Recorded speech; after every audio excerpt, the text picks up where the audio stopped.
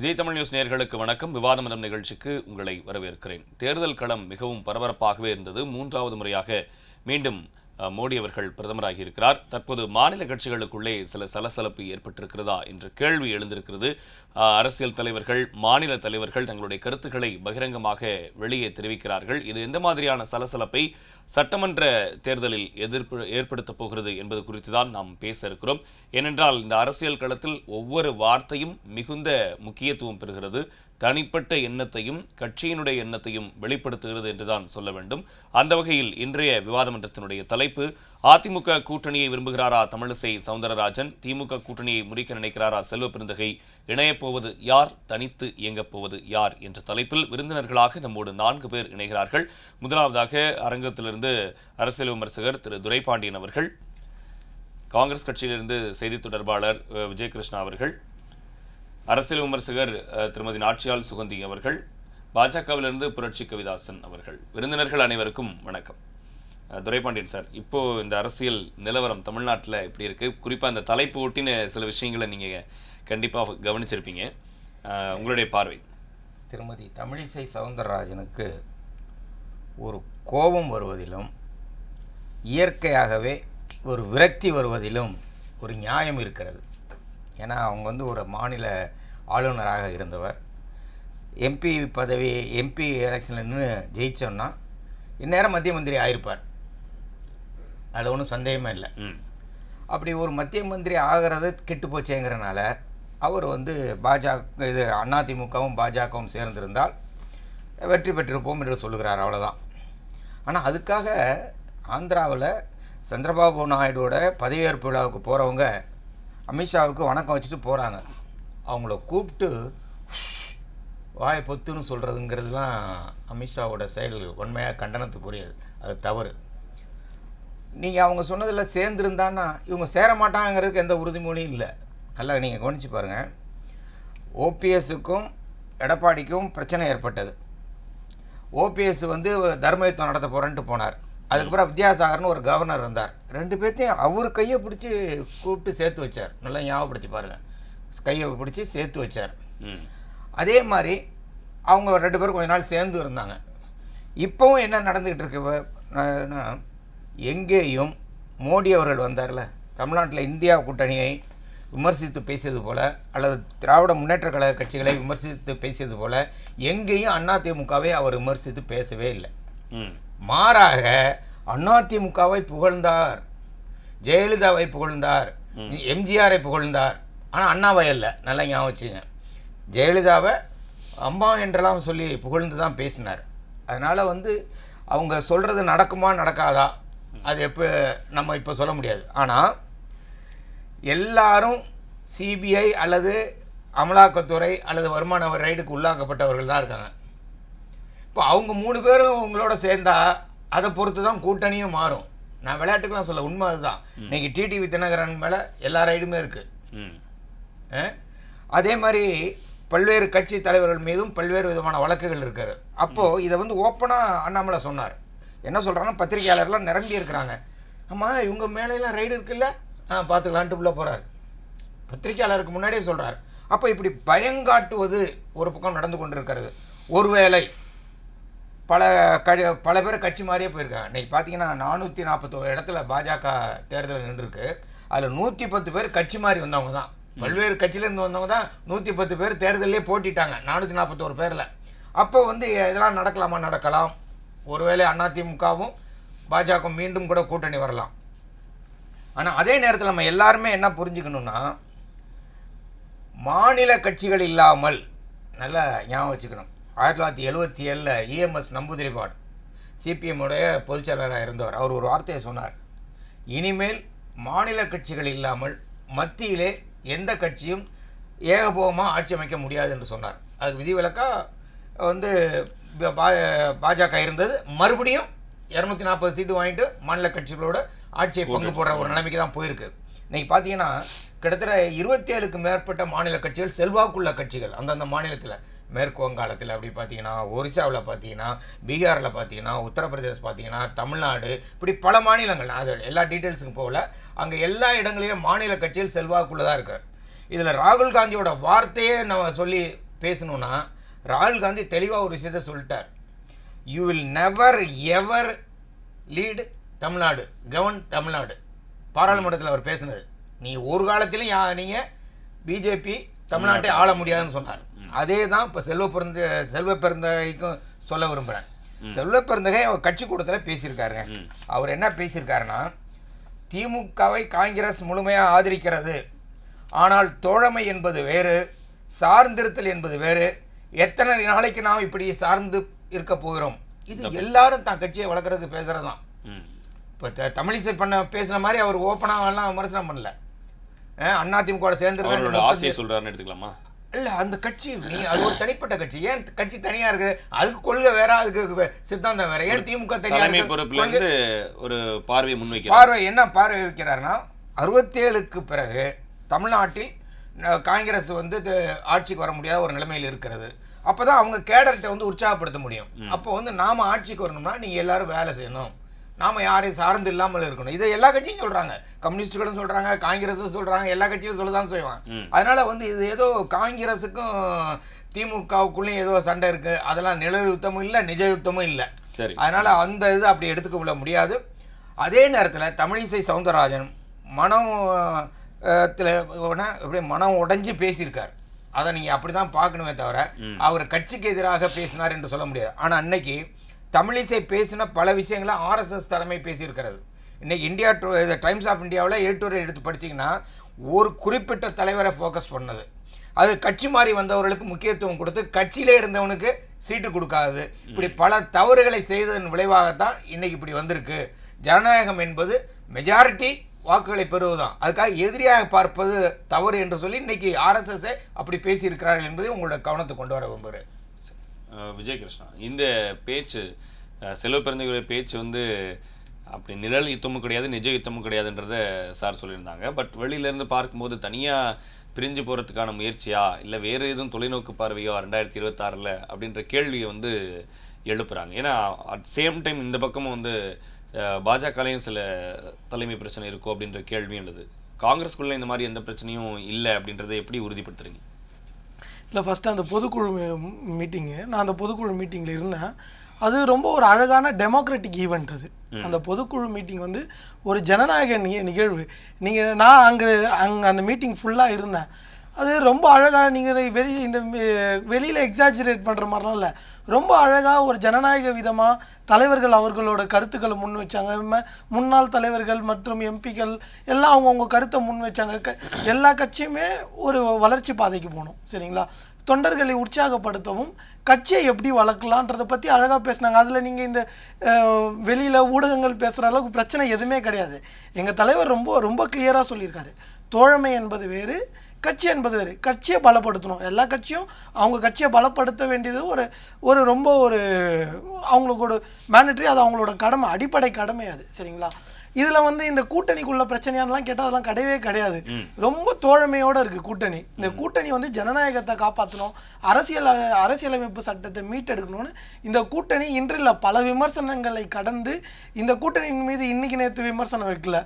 இந்த கூட்டணி இந்தியா கூட்டணி ஸ்டார்டிங்லேருந்து விமர்சனம் வச்சாங்க. அதுவும் குறிப்பாக திமுகவும் காங்கிரஸோட கூட்டணி அதுக்கெல்லாம் முன்னாடி 2016 ஒரு ஜனநாயகத்தை மீட்டெடுக்கணும், இந்த மண்ணில் ஒரு சமத்துவத்தை நிலைநிறுத்தணும்ட்டு ரொம்ப ஒற்றுமையாக தோழமையோடு இருக்காங்க, சரிங்களா? அதனால் அதையும் இதையும் நீங்கள் மிக்ஸ் பண்ணி பார்க்கறதுக்கான அவசியமே கிடையாது. சரி, அது ஒரு டைப் ஆஃப் எக்ஸாஜரேஷன் தான். இப்போ மற்ற இடங்கள்ல பிரச்சனை நடக்குது, நீங்கள் பிரச்சனை நடக்கணும்னு அவசியம்லாம் இல்லை.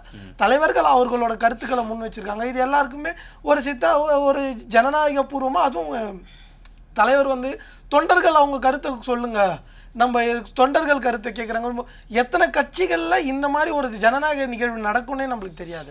இந்தியா லெவலில் உண்மையில அன்னைக்கு ரெண்டு பேரும் அவங்களுடைய கருத்துக்களை பரிமாறிக்கிட்டு ஒரு அரசியல் எல்லாரும் அக்செப்ட் பண்ணிக்கிறீங்க, அப்படிதானே? ஒரு அரசியல் கட்சியில கருத்து பகிர்வு தானே நீங்க ஒரு டெமோக்ரஸின்றதே, டெலிபரேஷன், டிபேட், டிஸ்கோர்ஸ் இதெல்லாம் தானே. அன்னைக்கு அது நடந்தது. கட்சி வளரணும். இப்போ எங்க கட்சி வளரணுன்றது எல்லாருமே அதாவது அவங்கவுங்க கட்சி அவங்கவுங்க வளர்றதுக்கு தானே இருப்பாங்க. எங்க கட்சி வளரணும்னு எங்க தலைவர் பேசியிருக்காங்க. அதுக்காக தோழமைக்கு இதுக்கும் பிரச்சனைன்றதெல்லாம் வந்து ஒரு திருப்பிவாதம். ஓகே. அதாவது அகில இந்திய மக்கள் தலைவர் ராகுல் காந்தியா இருக்கட்டும், அவர் வந்து நம்ம தமிழ்நாட்டு முதல்வர் கூட எவ்வளோ பெரிய ஒரு உன்னதமான சகோதரத்துவ பாராட்டுறாருன்னு எல்லாருக்குமே தெரியும். அவரோட இதுவாக போயிட்டு அவருக்காக இனிப்பு வாங்கிட்டு வராரு, அதை கொடுக்குறாரு. எங்கள் மாநில தலைவரும் தமிழக முதல்வர் கூட எவ்வளோ நல்ல சகோதரத்துவம் பாராட்டுறாருன்னு எல்லாம் தெரியும். எல்லாருமே ஒற்றுமையாக தான் இருக்கிறோம். இன்னொன்று, எங்கள் கட்சி பலமாக வருது, இந்தியா கூட்டணிக்கும் ஒரு பலம் தான் அது. எங்கள் கட்சி பலமாக வருது, இந்தியா கூட்டணி இன்னும் பலமாகும். இதை பிடிக்காதவங்க, இந்த ஜனநாயகத்தை ஏற்றுக்கொள்ள முடியாதவங்க இது மாதிரி திருப்பி அதெல்லாம் பேசுவாங்க. இதை பல விமர்சனங்களை தாண்டி எங்கள் கூட்டணி நின்று இருக்கு. அதில் ஒரு எக்ஸ்டென்ட்டுக்கு நாங்கள் சக்ஸஸும் பண்ணியிருக்கோம். தமிழ்நாட்டில் மிகப்பெரிய சக்ஸஸ். இந்தியா லெவலில் ஒரு எக்ஸ்டெண்டாக இருந்தாலும் தமிழ்நாட்டில் போன எலெக்ஷனில் 2016 எங்கள் கூட்டணி கண்டினியூஸாக இருக்குது. 2021 அசம்பிளி எலெக்ஷன்ஸ் சக்ஸஸ்ஃபுல்லாக ஃபேஸ் பண்ணோம். 2019 லோக்சபா எலெக்ஷன்ஸ் ஒரு இடத்த தவிர மற்ற எல்லாமே ரொம்ப சக்ஸஸ்ஃபுல்லாக போனோம். இந்த வாட்டி அந்த ஒரு இடமும் இல்லை. ஜனநாயக தன்மை பாஜகக்குள்ள இல்லை அப்படின்னு சொல்றீங்களா? நாங்கள் எங்கள் கட்சியை பற்றி பேசுகிறோம். அது அவங்க கட்சியில் என்ன நடக்குதுன்னு அவங்க தான் சொல்லணும். இன்னைக்கு இல்லை ஒரு என்னன்னா பெரிய விமர்சனமாச்சு. இல்லை கட்சிகள் எல்லாமே வந்து அவங்க கட்சியில இருக்கிற ஒருத்தரை கண்டிச்சிருக்கலாம், அதுக்கு உங்களுக்கு உரிமை இருக்கு. இல்ல இடம் பொருள் ஏவல்னு ஒண்ணு இருக்குல்ல, நீங்க கேமரா முன்னாடி பண்ணதுதான் ஒரு இடம் அது தப்போ இல்ல, அது அவங்க இது ஒரு கேமரா முன்னாடி இப்போ ஒரு பொதுக்கூட்டம், அதுவும் அவர் சந்திரபாபு நாயுடு அவர்கள் பதவி இருக்கிறாரு. அந்த கூட்டத்துல அது நீங்க அவரோட தோரணையை பாருங்க. அதை அக்கா தமிழிசை அதை சமாளிக்கிறாங்க. அவங்க சரி அவங்க அந்த ஒரு அரசியல் மெச்சூரிட்டியோட நடந்துக்கிற மாதிரி ட்ரை பண்றாங்க. அவங்க என்ன பேசிருப்பாங்கன்னு அது நம்மளுக்கு தெரியாது. அவங்க ரெண்டு பேரு அதுதான் பக்கத்துல இருந்தவே. நீங்க ஏன் எனக்கு ஸ்வீட் வாங்கி கொடுத்தீங்க, எனக்கு ஸ்வீட்லாம் வாங்கி கொடுக்காதீங்க இனிமே. இல்ல அதான் எனக்கு அதெல்லாம் ஒத்துக்காது, நீங்க அதெல்லாம் அந்த இல்ல இது அப்படி கூட சொல்லிருக்கீங்க. ஒரு டாக் இந்த டிஸ்கஷன் நம்ம இங்க இப்ப மியூட் போட்டீங்கன்னு வெச்சுங்களேன், வாய்ஸ் அப்படிதான் இருக்கும். நான் உங்களுக்கு சண்டை போட்ட மாதிரி தான் இருக்கும். ஆனா வாயை புத்துணும் அப்படி சொல்ல இல்ல. நான் ஒண்ணே ஒன்று சொல்லிட்டுங்களா, நீங்க சொல்றதெல்லாம் ஓகே. இங்க வந்து திரு விஜயோ திரு சுரேஷ் சாரோ நம்மளுக்குள்ள இப்படி பேசி போன்றது ஒரு யூகத்துல சொல்லலாம். ஒரு முதல்வர் பதவி இருக்கிற மேடையில இந்தியால ஒரு மிகப்பெரிய பொறுப்பு உள்துறை அமைச்சர், சாதாரணமான பேச்சா இருக்க வாய்ப்பில்லை. ஒரு உள்துறை அமைச்சர் அவர் ஸ்ட்ராங்கா ஏதோ சொல்லிருக்காங்க. அக்கா தமிழிசை அவர்கள் வந்து 2 மாநிலத்தோட கவர்னரா இருந்தாங்க. அதனால அது இதெல்லாம் ஒரு சமாளிப்பா பேசலாமே தவிர, பட் தெர் இஸ் சம்திங் ஏதோ அங்க ஒரு ஃப்ரிக்ஷன் இருக்கு. அது தெரியுது. அவங்க ஒரு பெண்ணு, அவங்க கட்சி, இதெல்லாம் அப்பாற்பட்டு நிறைய பேர். இப்போ அண்ணாமலைக்கும் தமிழிசைக்குமான கருத்து முரண்பாடுகள் இருக்கு அப்படின்றத, அவங்க கட்சிக்குள்ளே பல முரண்பாடுகள் இருக்கு. அவங்க கட்சி இப்போ முன்னாள் தலைவர் இன்னாள் தலைவருக்கு அப்பாற்பட்டு கட்சி உள்ளே பல முரண்பாடுகள் இருக்கிறதா, அதோட வெளிப்படையாக தான் இதெல்லாம் இந்த ஈவெண்ட்ஸ் எல்லாம் இருக்கு. கவிதாசன் சார் கேட்டுருவோம். கவிதாசன் சார், முரண்பாடுகள் இருக்கு அப்படின்றத பார்க்க முடியுதா? என்ன நடக்குது? இந்த ஏன் அவ்வளோ ஸ்ட்ராங்கா வந்து ஒரு கமெண்ட்டை வந்து அமித்ஷா சொல்லணும்? என்ன நடக்குது? சகோதரர் செல்வ பெருந்தகை பேசினத நான் கேட்டேன், பார்த்தேன். அதுபோல சகோதரர் பீட்டர் அல்போன்ஸ் அவர்கள் பேசியதை கேட்டேன், பார்த்தேன். அது மாதிரி EVKS இளங்கோவன் அவர்கள் பேசியதை பார்த்தேன், கேட்டேன். இந்த மூன்றும் ஒரு முக்கோணமாக இருப்பதை கண்ணுற்றவர்கள் நிச்சயமாக ஒத்துக்கொள்வாங்க. நாங்கெல்லாம் ஒரு தோட்டத்தில் பூத்த மலர் தான். செல்வ பெருந்தகை நாங்கெல்லாம் ஒன்னா இருந்து வந்தவங்க தான்.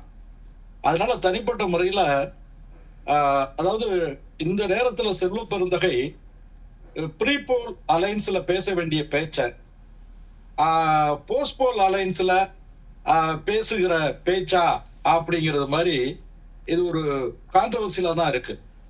தேர்தலுக்கு முன்பாக கருத்து கேட்பார்கள். நாம எந்த கட்சியோடு சேரலாம், எந்த கட்சியோடு சேர்ந்தா ஜெயிக்கலாம், கட்சியை வளர்க்கலாம், வெற்றி புள்ளிகளை குவிக்கலாம் என்று செயற்குழு பொதுக்குழுவை கூட்டி கருத்து கேட்பது என்பது அரசியல்ல வந்து சாதாரணமான ஒன்றுதான்.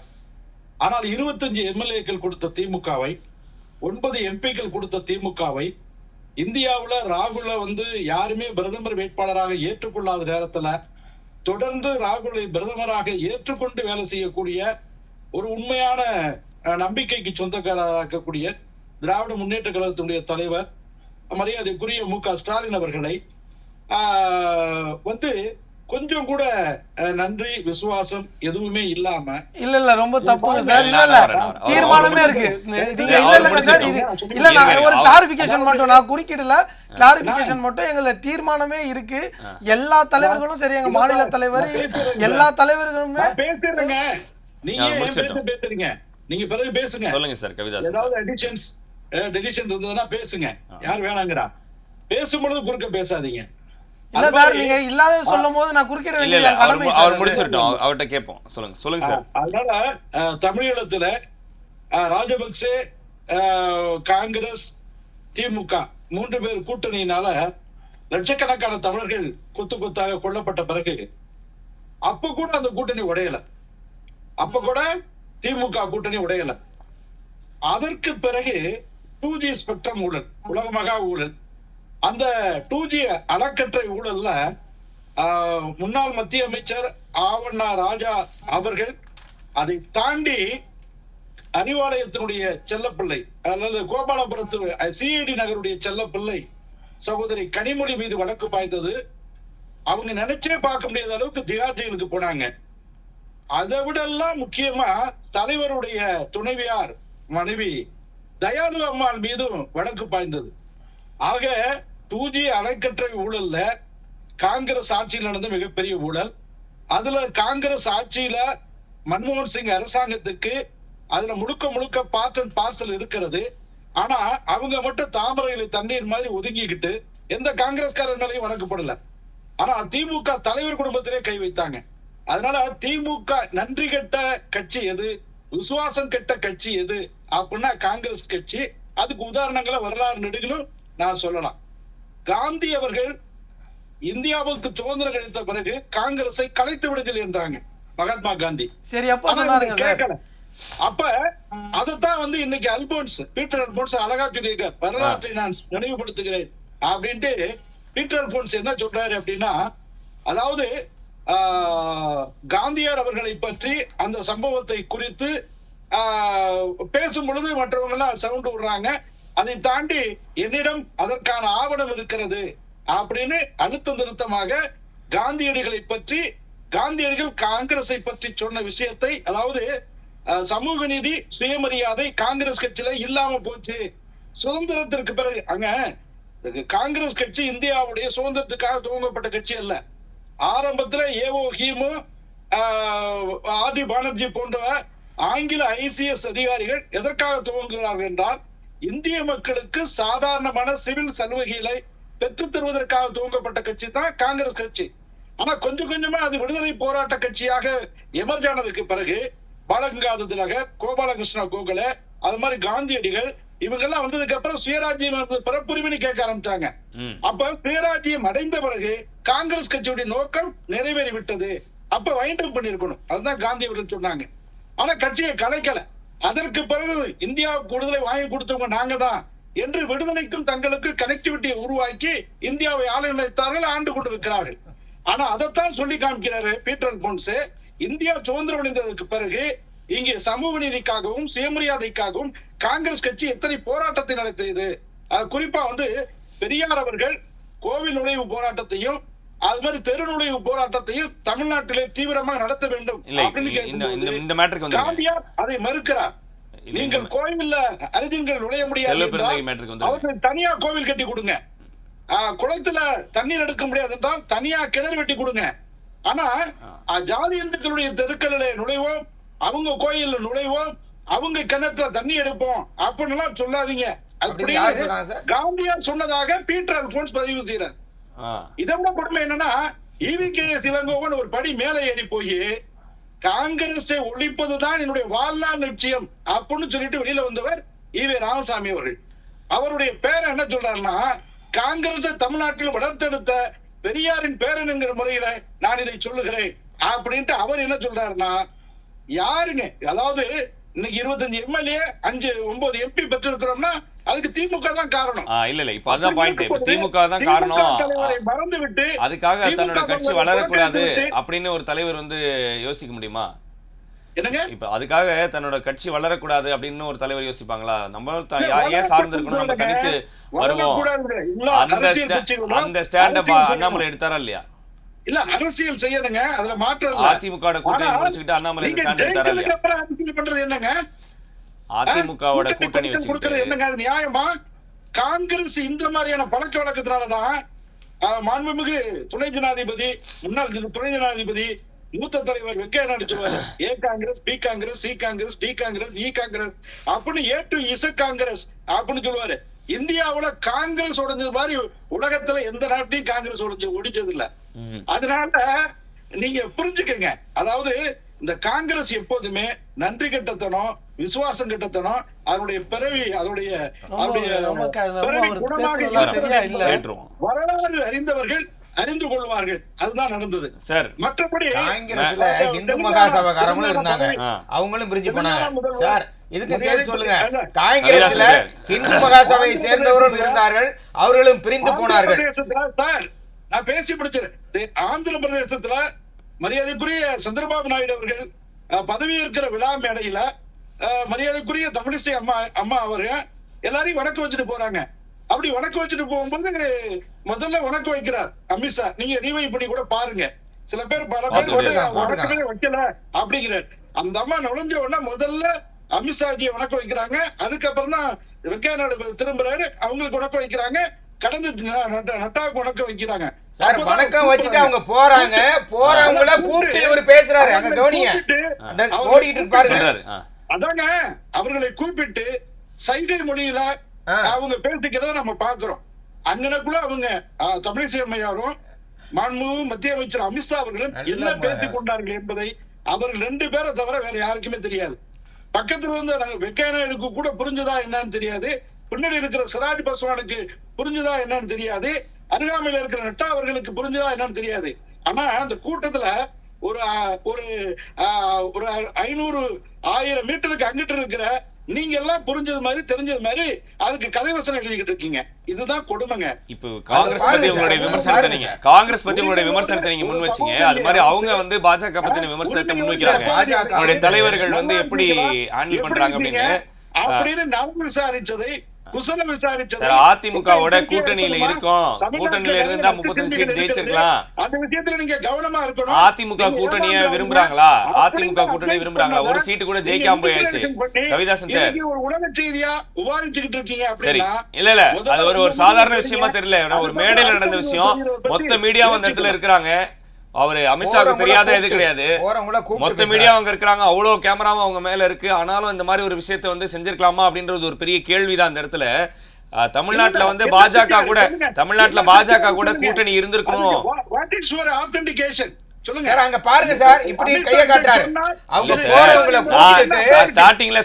நான் ஸ்டார்டிங்ல கேட்டேன், இந்த மாதிரி ஒரு கற்பனையா இருக்குமோ, எனக்கு வந்து ஸ்வீட் ஏமா வாங்கி கொடுத்தேன், எனக்கு ஸ்வீட்லாம் வேண்டாமான்னு சொல்லி பாசமா கூட அப்படி கோமா சொல்லியிருக்கலாம்னு சொன்னேன். அதுக்கு அவங்க என்ன சொன்னாங்கன்னா, ஒரு முக்கியமான அரசியல் மேடையில அந்த மாதிரி சாதாரண விஷயத்தை பேசியிருக்க வாய்ப்பு இல்லை, கண்டிப்பா ஏதோ ஒரு கண்டிக்க தகுந்த ஒரு விஷயத்தை தான் பேசியிருப்பாங்கன்றதை விஜய் கிருஷ்ணா வந்து குறிப்பிட்டு வந்து சொன்னாரு.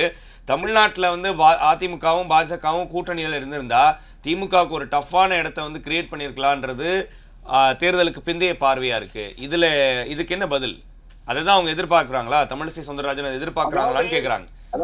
இது வந்து உட்கட்சி பூசலை ஏற்படுத்துதா இந்த பாயிண்ட்? அதாங்க குற்றமுள்ள நெஞ்சம் குறுகுறுக்கும். அந்த அடிப்படையில உறுதியா திமுக ஜெயிச்சதுக்கு காரணம் வந்துட்டு எதிர்கட்சிகள் ஒற்றுமை அல்லாததான் நல்லா தெரியும். நாம் தமிழர் இவ்வளவு வாக்குகளை பிரிக்கவில்லை என்றால், பாஜக கூட்டணி இவ்வளவு வாக்குகளை பிரிக்கவில்லை என்றால், எடப்பாடி அவர்கள் தலைமையில் இருக்கிற அதிமுக இவ்வளவு வாக்குகளை பிரிக்கவில்லை என்றால், திமுகவுக்கு வெற்றி என்பது வெறும் கனவா தான் போயிருக்கும். அதனால உண்மையிலேயே தேர்தலுக்கு முன்னாடியே பிளான் பண்ணிருக்கணும். அதெல்லாம் என்னங்க தேர்தலுக்கு முன்னாடியே இதை பிளான் பண்ணிருக்கணும்ல சார்? தகவல் மட்டும் நாங்க பாஜகவை 2026 ஆட்சியில் அமர்த்தணும். அதற்காண்டி நாங்க ஒரு பரிசோதனை முயற்சியில் இருக்கிறோம். அதுக்காக சேர வேண்டியவர்கள் சேராமல் போனது, திமுக அதிருப்தி வாக்குகள் நாம் தமிழர்ல போய் விழுந்தது, இதுக்கெல்லாம் யார் காரணம்? அதனால நீங்க வந்து திருப்தினால ஓட்டு ஜெயிக்கலங்க, அதிருப்தினால நீங்க ஜெயிச்சிருக்கீங்க. வாழ்த்துக்கள். எது எப்படி இருந்தாலும் ஜனநாயகத்துல வெற்றியை மதிக்கிற மாண்பு எங்களுக்கு உண்டு. அதனால நான் மக்கள் தீர்ப்பை மகேசன் தீர்ப்பாக தலைவணங்கி ஏற்றுக்கொள்கிறோம். ஆனா பிஜேபிக்குள்ள இருக்கக்கூடிய தலைவர்களுக்கு இடையில சிண்டு பிடிக்கிற வேலைகளை செய்ய வேண்டியதில்லை, அது ஒண்ணு முடிய முடியாது. அவ்வளவுதான். சரி நாச்சால் மேம், இப்போ தமிழ்நாட்டுடைய அரசியல் களம் வந்து சில கேள்விகளுக்கு உள்ளாக்கப்பட்டிருக்கு. நீங்கள் வந்து இப்போ இந்த 2 விஷயமே பார்த்துருப்பீங்க, காங்கிரஸில் நடக்கிற விஷயத்தையும் பார்த்துருப்பீங்க, பாஜக நடக்கிற விஷயங்களையும் பார்த்துருப்பீங்க. திமுகவுக்கு வந்து எதிர்கட்சிகள் சிதறி இருந்ததுனால தான் அந்த வெற்றி அப்படின்னு ஒரு பார்வையை வந்து முன்வைக்கிறாங்க. எப்படி பார்த்தாலும் யார் ஒரு ஓட்டில் ஜெயிச்சாலும் ஜெயிச்சவங்களுக்கு தான் வெற்றி. அது தேர்தலுக்கு முந்தைய வியூகம் அப்படின்றது கையில் தான் விடணும். அப்படி பார்த்தா முழுக்க முழுக்க திமுக தனக்கான ஒரு வலுவான கூட்டணியை வந்து அமைச்சிட்டாங்கன்னு தான் சொல்ல முடியும். தேர்தலுக்கு வந்து நாங்கள் எங்களுடைய வலிமையை தெரிஞ்சுக்கிறோம், ஓட் பர்சன்டேஜை தெரிஞ்சுக்கிறோம் அப்படின்னு போட்டி போடுற இடத்துல தான் அதிமுக இன்னைக்கு இருக்குதா, பிஜேபி அந்த இடத்துல தான் இருக்குதா? இந்த கூட்டணியை வந்து எதிர்பார்க்குறாங்களா, உள்ள இருக்கிறவங்க எதிர்பார்க்குறாங்களா, அதிமுகவும் பாஜக கூட்டணி எதிர்பார்க்குறாங்களா? இதுக்கு முன்னாடி பேசிய பாஜகவை சேர்ந்த நண்பர் வந்து காங்கிரஸை பத்தின நிறைய தகவல்கள் சொன்னாரு. அதை வந்து நான் ஒரு விளக்கத்துக்காக என பார்த்துட்டு இருக்க மக்களுக்கு அதை பத்தின விளக்கம் சொல்ல வேண்டியது ஒரு கடமை, அரசியல் விமர்சகர் அது என்னோட கடமை நினைச்சு நான் பதிவு. காந்தி 1940களின் மத்தியில் காங்கிரஸை கலைத்து விடுங்கள் என்று சொன்னதற்கும் இன்னைக்கு 2024 காங்கிரஸ் தேவை என்பதற்கும் மிகப்பெரிய வேறுபாடு இருக்கிறது அப்படிங்கிறத மக்கள் உணர்வார்கள். ஒரு மதவாதத்தை அடிப்படையாக வைத்து மக்களை பிளவுபடுத்துகின்ற ஒரு கட்சி நாட்டுல இந்த 10 வருஷம் என்னென்ன மாதிரியான டெவலப்மெண்ட்டை மக்களுக்கு கொடுத்தது. 10 வருடம் நீங்கள் ஆண்டீர்கள், அதில் மிக 5 வருடங்கள் வந்து நீங்க தனி மெஜாரிட்டியோட இந்த நாட்டை ஆண்டிருக்கிறீர்கள் அப்படின்னா அந்த தனி மெஜாரிட்டியோட ஆண்ட காலகட்டத்துல நீங்கள் மக்களுக்கு என்ன டெலிவர் பண்ணீங்க, இங்க என்ன டெவலப்மெண்ட் இருந்தது, இங்க என்ன வந்து வேலை வாய்ப்பு, குறிப்பாக இளைஞர்களுக்கு என்ன வேலை வாய்ப்பு இருந்தது. வேலை வாய்ப்பு குறித்து கேட்கும் போது உள்துறை அமைச்சர் அமித்ஷா என்ன பதில் சொன்னார்? பக்கோடா விற்று பிழைத்துக் கொள்ளுங்கள் என்று சொன்னார். ஒரு இன்ஜினியரிங் படிச்ச ஸ்டூடெண்ட்டோ ஒரு ஆர்ட்ஸ் காலேஜ் படிச்ச ஸ்டூடெண்ட்டோ பக்கோடா விற்று பிழைத்துக் கொள்வதுதான் இங்க வேலை வாய்ப்புக்கான தகுதி அப்படின்னு சொன்னீங்கன்னா, வேலை வாய்ப்புக்கான ஸ்பேஸ் இங்க அதான் இருக்குது அப்படின்னு சொன்னோம்னா நம்ம டெவலப்மெண்ட் அப்படிங்கறத நோக்கி எப்படி போயிட்டு இருக்கோம் அப்படிங்கிற இடத்துலதான் உங்களுக்கு வந்து காங்கிரஸ் அப்படிங்கிற ஒரு கட்சி ஏன் இங்க தேவைப்படுது அப்படிங்கிறத இன்னைக்கு இருக்கிற இளைஞர்கள் யோசிப்பாங்க. இப்போ இதுக்கு முன்னாடி அந்த காங்கிரஸ்ல இருந்து வந்திருக்க தம்பி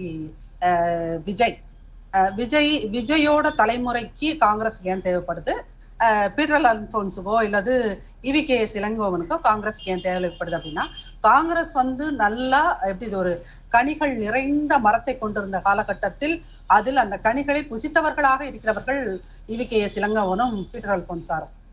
இன்னைக்கு அந்த கனிகள் உதிர்ந்து அது கொஞ்சம் கொஞ்சம் பட்டு போயிருக்கின்ற சமயத்துலதான் விஜய் மாதிரியான தம்பிகள் உள்ளே வருகிறாங்க. அப்ப இவங்களுக்கு காங்கிரஸை வந்து டெவலப் பண்ண வேண்டிய தேவை இருக்கின்றது. மக்கள்கிட்ட அந்த கட்சியை எடுத்து சொல்ல போய் அதோட ஓட் பேங்கை அதிகரிக்க வேண்டிய நெசசிட்டி ரொம்ப குரூஷியலா உருவாகி இருக்கு. ஏன் அப்படின்னு கேட்டீங்கன்னா, இன்ன வரைக்கும் தேசிய அரசியலில் 2 கட்சி தான் சார் இருக்குது. இந்த 75 வருட சுதந்திர இந்தியாவில் இந்த பக்கம் உங்களுக்கு ஜனசங்கமாக இருந்து உருவாக்கிய பாஜக இருக்குது, இந்த பக்கம் காங்கிரஸ் தான். 132 வருஷம் ஒரு கட்சி தமிழ்நாட்டிலையும் இந்தியாவிலையும் இருந்து கொண்டு இருக்கிறது என்றால் அதனுடைய ஏதோ ஒரு ஒத்த கூறு இருக்கட்டுமே, ஜனநாயகம் டெமோக்ரஸி அப்படிங்கிற அந்த ஒற்றை கூறு தான் இங்க ஒட்டுமொத்த இந்தியாவும் பிணைத்து வைத்திருக்கிறது. என்றைக்குமே ஒரு காங்கிரஸ்காரர் எந்த மேடையிலும் தோன்றி நீ இஸ்லாம், நீ கிறிஸ்டியன், நீ வந்து பௌத்தன், நீ ஹிந்துவுக்காக நான் ராமர் கோயில் கட்டுகிறேன் என்று அவர்கள் செய்ததில்லை. இதே காங்கிரஸ் 57 வருடங்கள் ஆட்சியில் இருந்த காலகட்டத்தில் ராமர் கோயில் இன்னைக்கு அயோத்தியில கட்டின ராமர் கோவில் மாதிரி அவங்க இந்துத்துவத்தை டெவலப் பண்ணணும்னா எத்தனை 100 கோயில்களை கட்டியிருக்கலாம் இந்தியா முழுக்க. காவேரி எங்க உங்களுக்கு கன்னியாகுமரியில இருந்து காஷ்மீர் வரைக்கும் இதையே அவங்க முழு நோக்கமா வேலையா பண்ணியிருந்துருக்காங்க. ஆனா இந்த இந்தியாங்கிற நாடு it's a concept of Nehru, it's not the concept of Gandhi. இது நேருவோட ஒரு கான்செப்ட், இந்த ஐடியா ஆஃப் இந்தியா அப்படிங்கிறது.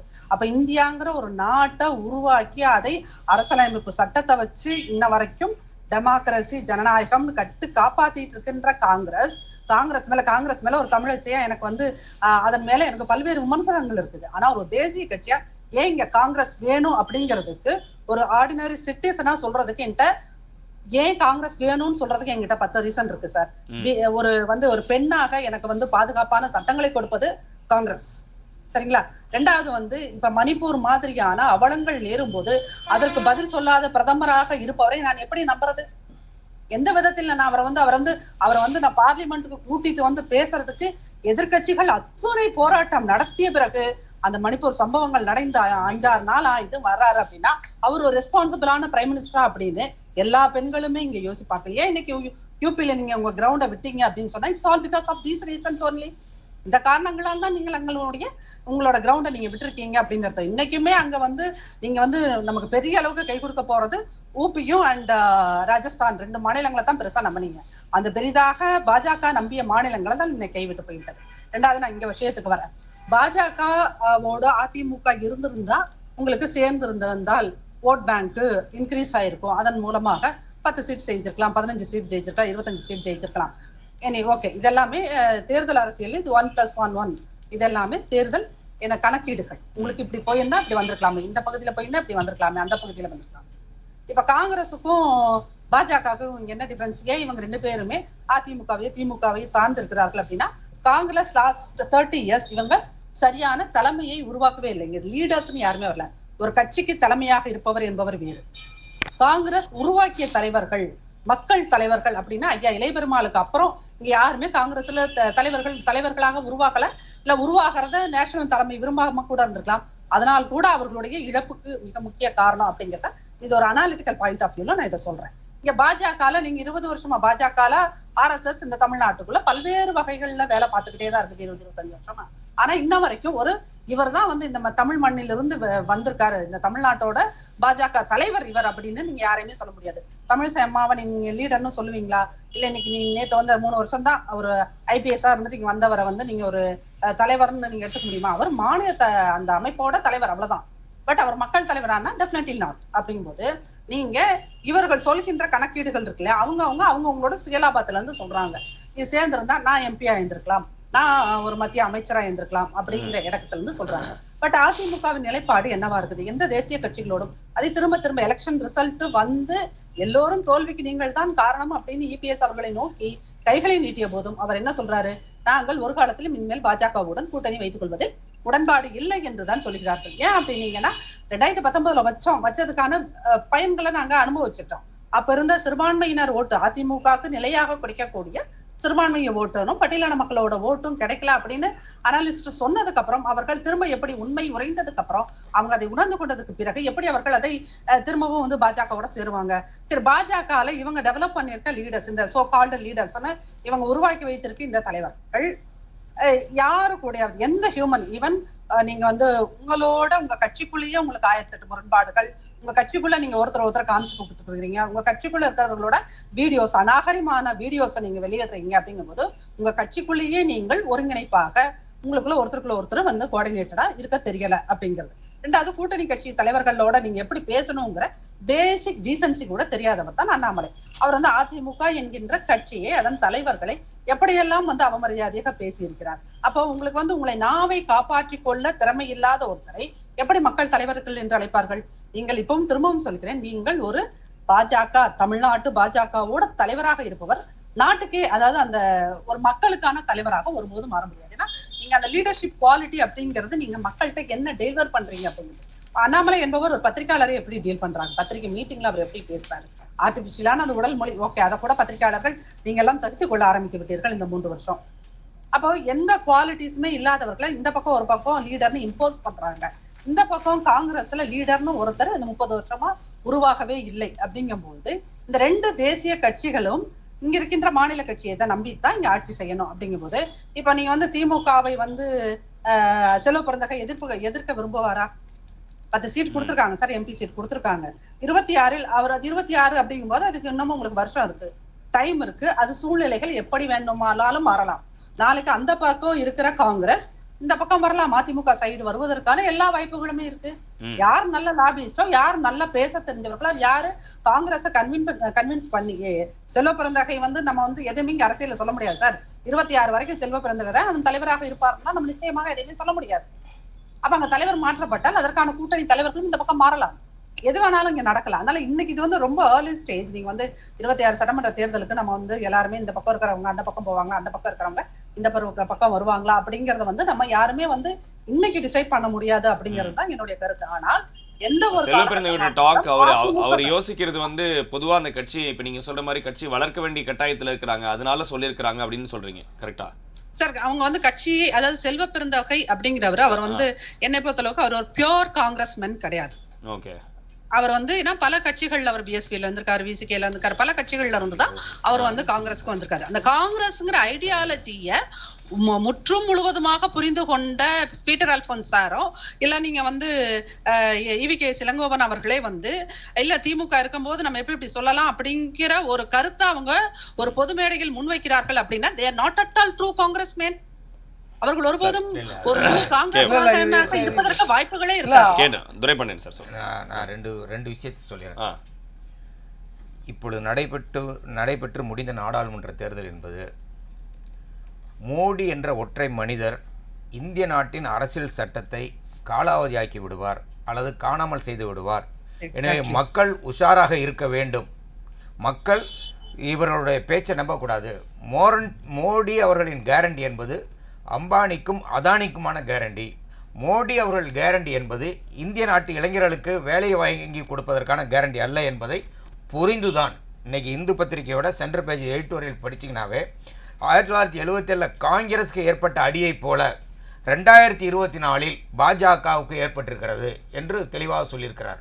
அதனால் நேரட்டிவ் அன்னைக்கு விவாதம் அல்லது பொருளே பாஜக எவ்வளோ முயற்சி செய்து மாற்ற பார்த்தார்கள். ஆனால் மக்கள் மாறல. அதுவும் குறிப்பாக உத்தரப்பிரதேசத்தில் இருக்கிற மக்கள், குறிப்பாக அந்த ஃபைசாபாத் தொகுதியில் இருக்கிறவர் நீங்கள் தலைவணங்க வேண்டும். அகிலேஷ் யாதவை பார்த்து ராகுல் காந்தியை பார்த்து நேரடியாக தலைவணங்க வேண்டும். அதுவும் ஃபைசாபாத் தொகுதியில் எங்கே அயோத்தி கோயில் இருக்கோ அந்த பகுதியில் அங்கே ஒரு பொது தொகுதியில் தலித் ஒருவரை நிற்க வைத்து வெற்றி பெற்றிருக்கார் என்று சொன்னால் அது சாதாரண விஷயம் இல்லை. அப்போ மக்கள் மத்தியில் என்ன இருக்குன்னு சொல்லி மிகப்பெரிய கருத்து கணிப்பு ஆய்வுலாம் நடைபெற்றதுங்க. இந்த நாட்டு மக்கள் மத்தியில் முதல் பிரச்சனையாக இருப்பது வேலையில்லா திண்டாட்டம். சகோதரி நாச்சியார் சரியாக சொன்னாங்க. வேலையில்லா திண்டாட்டம் ஃபர்ஸ்ட், வேலையில்லா திண்டாட்டம். ரெண்டாவது இந்த நாட்டு மக்களுடைய பிரச்சனை விலைவாசி உயர்வு. இன்னைக்கு அரிசி பருப்பு எல்லாத்துக்கும் ஜிஎஸ்டி வரி போட்டு, குழந்தைங்க சாப்பிட்ற சாக்லேட்டு பிஸ்கட்டு பால் தயிர் எல்லாத்துக்கும் ஜிஎஸ்டி வரி போட்டு டெய்லி வரி இது விலைவாசி ஏறிக்கொண்டே இருக்கிறது. இந்திய நாட்டில் ஜிஎஸ்டி கட்டுறவன் யார் தெரியுங்களா உங்களுக்கு? 64% சாதாரண ஏழை மக்கள் தொழிலாளர்கள். 64%. பணக்காரன் எவ்வளோ கட்டுறான் தெரியுங்களா? 4% தான் ஜிஎஸ்டி கட்டுறான். அப்போ ஏழைப்பாளையங்க வாங்குற அரிசிக்கு 1 கிலோ அரிசி வாங்கினா அதுக்கு வரி, 26 கிலோவுக்கு மேலே வாங்கினா வரி இல்லை. அப்போ 1 கிலோ அரிசி வாங்குறவன் யார்? ஏழை மக்கள் தான். அப்போ இந்த தேர்தலுக்கு முன்னாடி அவன் கண்ணுக்கு முன்னாடி இருந்த பிரச்சனை என்னன்னா விலைவாசி. ரெண்டாவது பிரச்சனை. மூணாவது பிரச்சனை அவர் சொன்னார் 1,75,00,000 ராசா ஊழல் செய்து விட்டான்னு. 7,50,00,000 தவறு நடந்திருக்கிறது என்று சொல்லி CAG of India appointed by the Modi அவரே சொல்லியிருக்காரு. 7,50,000 கோடி தேர்தல் பத்திரம். தேர்தல் பத்திரம் என்னாச்சு? கூடுதலா ஒரு பாயிண்ட் கொடுத்துறேன். தேர்தல் பத்திர ஊழல் மெகா ஊழல். அடுத்தது தேர்தல் பத்திரம். தேர்தல் பத்திரத்துல எவன்ட்ட இருந்து பணம் வாங்கியிருக்காங்களோ அவனுக்கு முன்னாடியோ பின்னாடியோ ஒரு காரியம் செஞ்சு கொடுத்துருக்காங்க. இன்னும் சொல்லணும்னா அந்த ஊசியை கண்டுபிடிச்சாங்க பாரு, 2 தடுப்பூசி. இந்த 2 தடுப்பூசி கண்டுபிடிக்கும். இந்திய நாட்டில் 11 நிறுவனங்களால் தடுப்பூசி உற்பத்தி செய்ய முடியும். ஆனா அந்த 11 நிறுவனங்கள்ட்ட கொடுக்கல. நரி செத்தா கூட கண்ணு கோழி மேல மாதிரி நாட்டு மக்கள் கொரோனாவில் செத்து வீழ்ந்து கொண்டு இருக்கிற பொழுது இவர் யாரை பார்த்தானா பாரத் பயோடெக்குக்கும் இன்னொரு செரம் இன்ஸ்டியூட் தான் கொடுத்தார். தனியாட்டு தான் கொடுத்து உற்பத்தி பண்ணார். அவனும் வாங்கியிருக்கிறான். தேர்தல் பத்திரம் வாங்கியிருக்கிறான். எல்லாம் பண்ணியிருக்கான். ஒரு உதாரணம் சொல்றேன். இது இன்னொரு மெகா ஊழல். இது இல்லாமலே மிகப்பெரிய மெகா ஊழல் நடத்திக்கிட்டு இருக்க நாட்டில் நாட்டு மக்கள் 64% ஏழைங்க கட்டுறாங்க வரி. அவன்கிட்ட கராரா வாங்குற இந்த அரசாங்கம் வருமான வரியை தள்ளுபடி செய்திருக்கிறது. இந்த நாட்டு மக்கள் வாங்குற 1 ரூபா 100 ரூபா 200 ரூபா கடனுக்கு வீட்டை ஜப்தி செய்ய வருகிற இந்த அரசாங்கம் ஆயிரக்கணக்கான கோடி லட்சக்கணக்கான கோடி இதுவரை 22 லட்சம் கோடி ரூபாயை பணக்காரனுக்கு தள்ளுபடி செய்திருக்கிறது. ஏழைக்கு 1 பைசா கூட தள்ளுபடி செய்யல. விவசாயிகளுடைய கடனை தள்ளுபடி செய்ய என்று கேட்கிறான். அதை பற்றி கவலைப்படவில்லை. பள்ளி பிள்ளைகள் படித்த பிறகு வேலை இல்லாமல் இருக்கிறார்கள். வேலை கிடைத்த பிறகாவது நான் பணத்தை கொடுக்கிறேன் என்று சொன்னால் கேட்க மாட்டேன் என்கிறார்கள். அவர்கள் வீட்டுக்கு அடியாட்களோடு போய் வங்கிக்காரன் நிற்கிறான். அப்ப அந்த இதெல்லாம் தள்ளுபடி பண்ணல. அடுத்தது ஒரு முக்கியமான விஷயம் என்னன்னா ஊழல். இது நான் சொல்ல சிஎஸ்டிஎஸ் லோக் நிதி இவங்க செய்த ஆராய்ச்சியில இந்த 3 முக்கிய பிரச்சனைகள் தான். அப்ப ராமரை கூட மோடி சொல்ற ஊழலுக்கு எதிரான ஆட்சியை கொடுத்துட்டு இருக்கேன்னு மோடி சொல்றாரு. யாரு மோடி சொல்றாரு. ஆனா உண்மை அது இல்லையே. அப்ப அதானியோட சொத்து எவ்வளவு இருந்து இப்ப இன்னைக்கு இருக்கு? இன்னைக்கு நம்பர் 1 ஆயிட்டாரு. அம்பானியை பின்னுக்கு தள்ளிட்டாரு. அது எப்படி நடந்தது? ஏன் பங்கு சந்தையில ஏற்றம் வரும் வாங்குங்க இவங்க எங்க சொல்றாங்க? ஒரு நாட்டோட பிரதமரோட வேலையா, ஒரு நாட்டோட உள்துறை அமைச்சரோட வேலையா பங்குலாம் நீங்க வாங்குங்க நாங்க ஆட்சிக்கு வந்த அப்புறம் ஏறுன்னு சொல்றாங்களே? ஏன் சொல்றாங்க? அவங்க நேரடி தொடர்பு அங்க இருக்கிறது. அதுலயும் ஊழல் நடந்திருக்கிறது. அது இது மட்டும் இல்லாம மக்கள் முன்னால் ஒரு மிகப்பெரிய பிரச்சனை. அதுதான் ராகுல் காந்தி அவங்க சொன்னாங்களே ஏன் காங்கிரசின் தேவை என்னன்னு. ராகுல் காந்தி தன்னுடைய தேர்தல் அறிக்கை ஒருவேளை இன்னும் கொஞ்சம் முன்னாடி வெளியிட்டு இருந்தால், நல்லா கவனிங்க, தேர்தல் அறிக்கையை ரொம்ப காலதாமதமாக வெளியிட்டார்கள். ஏப்ரல் மாதம் தான் வெளியிட்டாங்க. அது ஏற்கனவே கொஞ்சம் முன்னாடி வெளியிட்டு இருந்தால் சமூக நீதியை பற்றி காங்கிரஸ் கட்சியை பேச வைத்திருக்கிறது. சமூக நீதியை பற்றி 10% ரிசர்வேஷன் உயர் ஜாதிகளுக்கு என்பது கூட மாற்றி அனைத்து ஜாதியிலும் இருக்கிற ஏழைகளுக்கு ரிசர்வேஷன் என்று பேச வைத்திருக்கிறது. அப்போ இதெல்லாம் அடிப்படை காரணம். இதெல்லாம் பார்த்துட்டு இன்னைக்கு இந்து பத்திரிகையில் வந்திருக்க அந்த கட்டுரை ஒரே ஒரு விஷயம் மட்டும் படிச்சிடறேன். மெஜாரிட்டி இல்லாமல் 77 எப்படி காங்கிரஸ் ஒரு பெரிய அடியை மக்கள் கொடுத்தாரோ அதே மாதிரி 2024 மோடிக்கு மைனாரிட்டி கவர்மெண்ட் 240 கொடுத்தாங்க. ஆனால் அவங்க நின்ன தொகுதி 441. அதாவது 14ல் 19ல் நின்னதை விட இந்த தடவை நின்ன தொகுதியில் 441 அதில் கொடுத்துருக்காங்க. ஆனாலும் இவர்களை நம்ப முடியாது. இவர்களிடம் பணம் இருக்கிறது, இவரிடம் எல்லா நிறுவனங்களும் இருக்கிறது, இவரிடம் பணக்காரர்கள் கூடவே இருக்கிறார்கள். அதனால நமக்கு ஒரு அச்சம் இருக்கிறது. அதை விட ஒரு மோசமான அம்சம் என்னன்னால் இயற்கையாகவே பாஜக காரர்களுக்கு ஜனநாயகம் பிடிக்காது. அதனால இந்த ஆபத்தெல்லாம் தொடராது என்று சொல்ல முடியாது என்று சொல்லி இன்னைக்கு வந்திருக்கிற இந்து பத்திரிகையுடைய நம்ம சென்டர் பேஜ் ஆர்டிகல். அதனால இயற்கையாகவே அவங்களுக்கு ஜனநாயகம் பிடிக்காதுங்கிறதா இயற்கையாகவே. அதனால இவங்க கழகங்கள் இல்லா தமிழ்நாடுன்னாங்க, காங்கிரஸ் இல்லா இந்தியான்னாங்க. இப்ப என்ன நிலைமை மாறிக்கிட்டு இருக்குன்னா கழகங்கள் தமிழ்நாட்டுல இருக்கும், அதை யாரும் மாற்றவே முடியாது. காங்கிரஸ் இந்தியாவில் வரப்போகிறது, அதுதான் நடக்க போகுது. அநேகமா இந்தியா இல்லாத இந்தியா விரைவில் உருவாகும். சரி, புரட்சி கவிதாசன் சார் சொல்ல குறிப்பிட முடியும். உங்கள்கிட்ட வந்துடுறேன். இல்ல, நான் எல்லாரும் பேசினாங்க, நான் வெயிட் பண்ணிட்டு இருந்தேன். நான் பேசும்போது மேடமும் சரி இல்ல திரு புரட்சி கவிதாசனும் யாரும் குறுக்க விடக்கூடாது. மேடம் பேசும்போது எங்க மாநில தலைவர் பத்தி பேசினாங்க. சரிங்களா, எங்க மாநில தலைவர் காங்கிரஸினால் எங்க தேசிய தலைவனால் மாநில தலைவர் ஆக்கப்பட்டவர். முழுவதுமாக காங்கிரசின் கொள்கையை, அதுவும் எங்க தலைவர் முந்தான நாள் நடந்த பொதுக்கூட்டத்தில் கூட காங்கிரசின் இன்க்ளூசிவ் டெவலப்மெண்ட், செக்குலரிசம்னு எல்லா கொள்கையும் உள்வாங்கியவர். அனைத்து கொள்கைகளுக்காகவும் தொடர்ச்சியாக சமூக நீதிக்காகவும் பாடுபட்டவர். அதனால நீங்க அவரை பத்தி அப்படி பேசுறது ஏற்றுக்கொள்ள முடியாது. இன்னொன்று, புரட்சி கவிதாசன் அவர்கள் பேசும்போது அவரு ரொம்ப தரம் இல்லாமலும் எதுவும் ஒரு பேஸ்லெஸ்ஸா இல்லாம எப்படி அவங்க பிரதமரோ நாட்டோட பிரதமர் உள்துறை அமைச்சர் அவங்க தலைவர்கள் எப்படி தரம் தாழ்ந்த பேச்சுக்கள் நாகரிகம் இல்லாமல் பொய் உரைகள் உரைப்பாரோ அதே போலதான் உரைச்சாரு. அவர் சொன்னதுல எந்த உண்மைத்தன்மையும் இல்லை. அவங்க கட்சியில என்ன நடக்குதுன்றத பத்தி பேசாமலே அவர் வெறும் பிரதமர் எப்படி காங்கிரஸ் எங்க தலைவரை பத்தி மட்டும் பேசிட்டே இருந்தாரோ அதே மாதிரிதான் பேசுனீங்க. உங்க கட்சியில என்னன்றதே நீங்க பேசல. இன்னொன்னு, நீங்க நிறைய விஷயங்கள் பேசுனீங்க. மகாத்மா காந்தி அவர்கள் சொன்னதா சொன்னீங்க. அவர் பத்திரிகையில த லாஸ்ட் வில் அண்ட் டெஸ்டமெண்ட்னு ஒன்று இருக்கு. அது என்னன்ட்டு கொஞ்சம் படிச்சு பார்க்கணும். இந்தியாவுக்கு சுதந்திரம் பெற்ற இந்த கட்சி இந்தியா இருக்கிற வரைக்கும் இந்த கட்சி இருக்குன்னு சொல்லியிருக்காங்க. அதெல்லாம் நீங்க வெரிஃபை பண்ணி பார்க்கணும். சும்மா ஏனோ தானு உங்களுக்கு தெரிஞ்சதை மட்டும் நீங்க பேசக்கூடாது. 2G பத்தி பேசுறீங்க. சார் கேட்டாரு, ஏன் 5G பத்தி பேச மாட்டேங்கிறீங்க? நீங்க எதுக்கு எலக்ட்ரால்ஸ் பாண்டை பத்தி பேச மாட்டேங்கிறீங்க? 2G என்னது சார்? 7.5 லட்சம் கோடி ரூபாய். 2G நீங்க ஸ்கேம்னே சொல்லக்கூடாது. அது கேஸ் ஃபுல்லா பச்சு பாருங்க. அது ரெவென்யூ லாஸ் தான். அது நீங்க அதை பத்தி இல்லாத அவ்வளவுதான் ஆயிருக்கலான்றதான் கதை. நீங்க இல்லாததெல்லாம் பேசி நீங்க உங்க இஷ்டத்துக்கு எக்ஸாஜரேட் பண்ணி பேசுறீங்களே. அதே மாதிரி நீங்க சொன்னீங்க, நீங்க எந்த இடத்துல நின்று இருந்தாலும் ஜெயிக்க முடியாது. ஒரு எக்ஸாம்பிளுக்கு சொல்றேன். நீங்க திருநெல்வேலியில் நின்னீங்க, உங்க கேண்டிடேட்டு 3,30,000 ஓட்டு, ஏடிஎம்கே 90,000 ஓட்டு. நீங்க மார்ஜின் நீங்க சேர்ந்து நின்றுந்தா கூட மார்ஜின் 10,000. என்ன ஒன்று, உங்க கூட நிற்காதது தான் அந்த மற்ற கட்சிக்கு ஒரு அட்வான்டேஜ். உங்க கூட நின்றுந்தாங்கன்னா அவங்களுக்கு மக்கள் கிட்ட இருக்கிற ஆதரவும் போயிருக்கும். நீங்க இருக்கிற வேலை வாய்ப்பின்மையோ இல்லை இன்ஃப்ளேஷனையோ லோக்நிதி சர்வேல மார்ச் மாசத்திலே சொல்லிட்டாங்க. இந்த cause of determining factor of this Lok Sabha election is inflation and அன்எம்ப்ளாய்மெண்ட்னு. அதை எந்த ஒரு தருணத்திலையும் உங்கள் பிரதமர் பேசல. வெறும் வெறுப்பு பிரச்சாரத்தை தான் முன்னெடுத்தீங்க. அதுவும் அவங்க பேசின பேச்செல்லாம் பார்த்தீங்கன்னா மந்திர் மஸ்ஜித் இந்து முஸ்லீம்னு வெறும் இது மாதிரி ஒற்றுமைக்கு எதிரான பேச்சை தான் பேசுனீங்க. ஒரு கட்டத்தில் போயிட்டு தமிழர்களை பற்றி பேசுகிறீங்க. பிரதமர் போயிட்டு ஒடிசாவில் இது மாதிரி ரத்னா பந்தாரோட சாவி எங்கே இருக்குது, தமிழ்நாட்டில் தான் இருக்கா அப்படின்னு கேட்டாரே. தமிழர்களோட உணர்வை கொச்சைப்படுத்தினாலே பிரதமர். நீங்கள் அது தமிழர்களை பற்றி பேசுகிற எந்த முகாந்திரத்தில் பேசுகிறீங்க நீங்கள்? இது மாதிரி இந்த எங்கள் கட்சியில் நடந்தது, பொதுக்குழு கூட்டத்தில் நடந்தது ஒரு மிகப்பெரிய ஜனநாயக நிகழ்வு. உங்கள் கட்சியில் ஜனநாயகமும் இல்லை, ஜனநாயகத்தின் மீது நம்பிக்கையும் இல்லை. நீங்கள் எந்த முகாந்திரத்தில் பேசுகிறீங்கன்னே தெரியல எங்களுக்கு. புரட்சி கவிதாசன் சார் நிறைய கேள்விகளை உங்களுக்கு முன் வச்சிருக்காங்க. அலைக்கற்றை ஊழல் முக்கியமான ஒரு பாயிண்ட் ஒன்று சார் சொல்லி போயிருக்காரு. அதுல இருந்து ஆரம்பிப்போம். இயற்கையாகவே பாஜகவுக்கு ஜனநாயகத்தின் மீது நம்பிக்கை இல்லை அப்படின்றது ஒரு பத்திரிகையில எழுதியிருக்கிறாங்க. அது ரொம்ப முக்கியமா பார்க்க வேண்டிய ஒரு விஷயமா இருக்கு அப்படின்றத பாயிண்ட்டை ரொம்ப ஸ்ட்ராங்கா முன் வச்சுட்டு போயிருக்கிறாரு. அதுல இருந்து உங்களுடைய பதில் ஆரம்பி. ஆமா, இது முதல்ல ஜனநாயகத்துல வந்துட்டு காங்கிரஸுக்கு நம்பிக்கை இல்ல, அதை புரிஞ்சுக்கணும். ஏன் அப்படின்னா ஒரு சார் காங்கிரஸும் ஜனநாயகம் பிரிக்க முடியாதுங்க சார். சும்மா ஏதோ ஒரு வாய்ப்பு வர மாதிரி. அவர் முடிச்சிட்டோம். நீங்க அவர் பேசக்கூடாது நீங்க சொல்லுங்க பாருங்க.